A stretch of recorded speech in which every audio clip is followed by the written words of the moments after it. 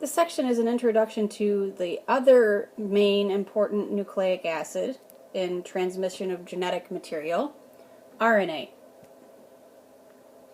So the genes in DNA are instructions how to build proteins, and the first step in decoding these genetic instructions is to copy part of the base sequence from DNA into RNA. RNA is a nucleic acid. It's made up of nucleotides, just like DNA. It uses the base sequence copied from DNA to produce proteins. If we compare RNA and DNA, each nucleotide is made up of a 5-carbon sugar, a phosphate group, and a nitrogenous base. There are 3 important differences, however. The sugar in RNA is ribose instead of deoxyribose. RNA is single-stranded and not double-stranded, and RNA contains uracil instead of thymine. These differences make it easy for the enzymes to tell DNA and RNA apart.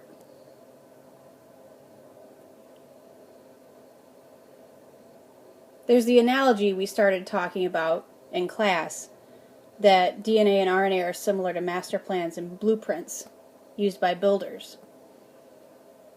Master plan stays at the office, doesn't go to the building site. There are disposable copies of the master plan called blueprints that go to the construction site. DNA master plan is used to prepare RNA blueprints. DNA stays in the nucleus, RNA goes to the ribosomes to build the protein. An RNA molecule, then, is a disposable copy of a segment of DNA, a working copy of a single gene. There are many functions of RNA, but most are involved in protein synthesis only.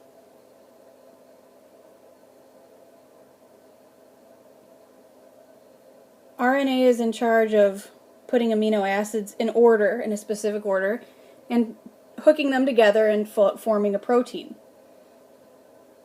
There are 3 different types of RNA molecules that each contribute to this. The 3 main types of RNA, this is messenger RNA right here. This is ribosomal RNA. And then this guy way over here is transfer RNA. We're going to talk about each of them. Messenger RNA first. The RNA molecules that carry copies of that instruction from the DNA are known as messenger RNA. They carry the information from DNA to other parts of the cell.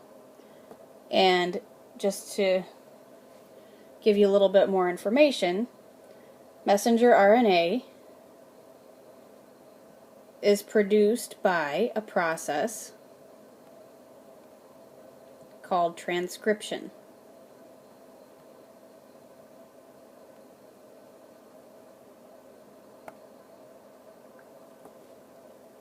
Second type of RNA is ribosomal RNA.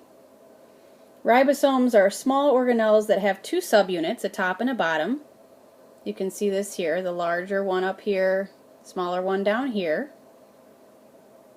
These subunits are made up of rRNA molecules and up to 80 different proteins. The final type of RNA is transfer RNA. tRNA transfers amino acids to the ribosome as it's specified by the coded messages in mRNA.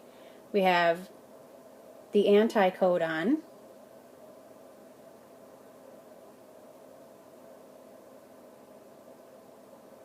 opposite the amino acid on transfer RNA. So each anticodon corresponds to a specific amino acid, and the process here, when we're going from nucleic acid language to protein language, is called translation.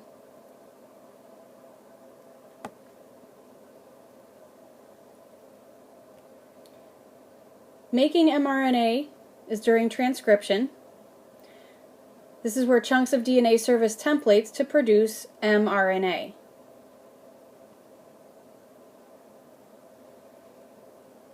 The base sequences of the transcribed mRNA are complementary to DNA.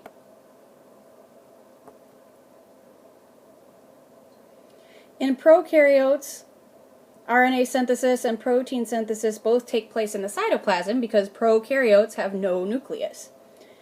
In eukaryotes, RNA is produced in the cell's nucleus and then moves to the cytoplasm, specifically finding a ribosome to produce proteins.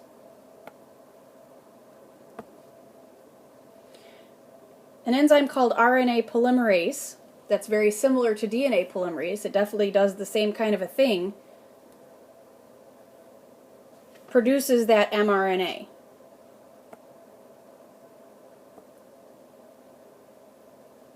Helicase unwinds the DNA and then RNA polymerase binds and adds nucleotides using one strand of DNA as a template.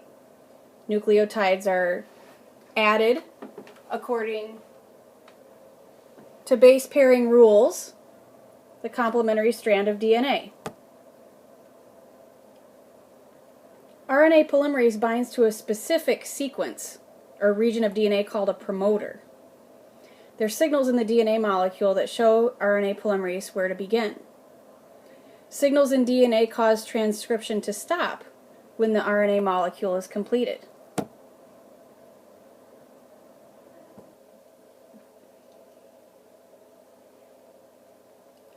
RNA molecules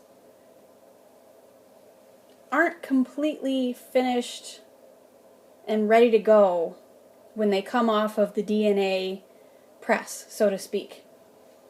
There are portions that are cut out that are interfering with the actual protein code. Those are called introns.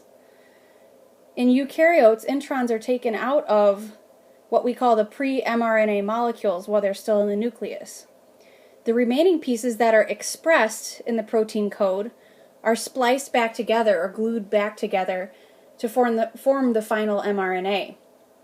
This doesn't seem overly efficient if you think about it. Some of the theories on why there are introns and exons is that we have relatively few genes for how complex we are as humans.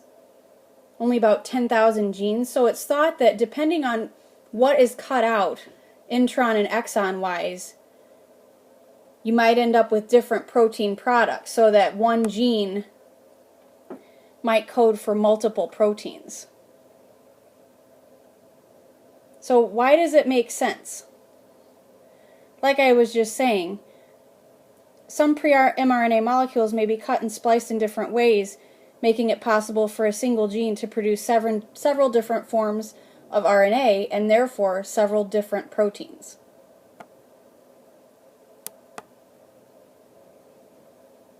Introns and exons may also play a role in evolution, making it possible for very small changes in DNA sequences to have dramatic effects on how genes affect cellular function.